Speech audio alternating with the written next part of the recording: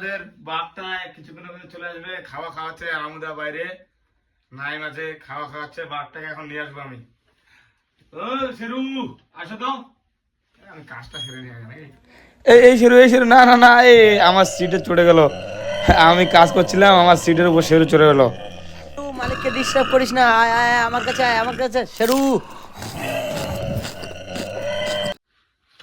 রামুদা, কি হাতে খাওয়াচ্ছ বাঘটাকে? বাটিতে খাও, বাটিতে দাও। দিচ্ছি, বাটিতে দিচ্ছি, এই জেনে আজা শেরু, খা আয়।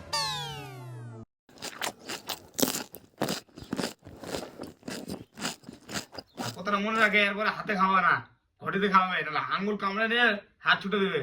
আমার একটা কুশারি বাঘ শেরু, আমার একদম বন্ধু।